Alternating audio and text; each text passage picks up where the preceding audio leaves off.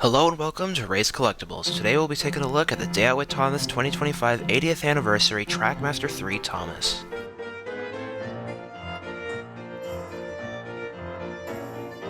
This Thomas is the first ever Day Out with Thomas Trackmaster item. It's part of the new range of motorized items as well.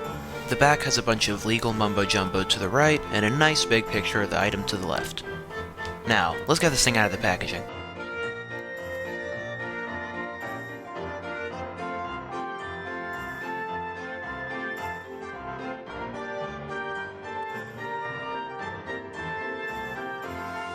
First, let's take a look at this truck.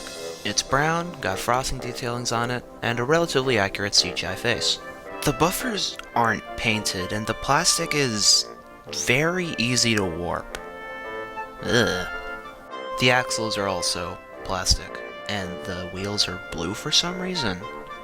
Get out of here. Now for the Thomas. Now this Thomas is very different from previous Trackmaster Thomases.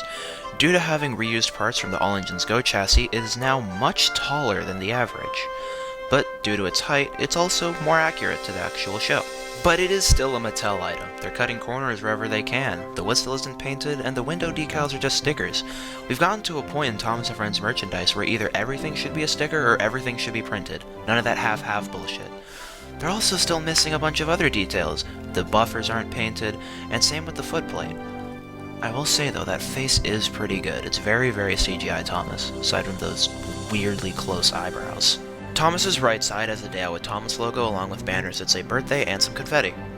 His top and his windows have some frosting. And the other side have banners that say party along with more confetti. As I mentioned earlier, the buffers and the footplate aren't painted along with the back lamp. The front lamp also has a very, very weird shape. Now this wouldn't be a motorized 2025 review if I didn't compare what we have now to the absolute masterpiece that was what we had before. So here's a comparison of Trackmaster 3 to Trackmaster 1. The height difference is definitely noticeable, along with the lack of detail, but the face shapes are pretty similar. In fact, I think if you take off the face from the new Thomas and put on the face of an old Thomas, you'd probably have a Railway Series-like smokebox brim, which would probably look pretty good. The trucks are also pretty different. The new ones now have a red footplate, which... Do the trucks even have that in the show? I can barely remember. Whereas the old ones are black. The old ones are also much longer. Old cargo can somewhat fit into the new truck. I mean, it goes in, but it's pretty loose. And you can fit a second piece, I guess, if you put it vertically, but why the hell would you ever want to do that? That looks kind of stupid, and it's still loose. Yeah. So, in conclusion, the new Thomas is definitely better than what we've had before. But, what we had immediately before was All Engines Go and Trackmaster 2. It still doesn't hold a candle to Trackmaster 1, though. And, with that, this episode of Ray's Collectibles is over. I will see you all next time. Goodbye.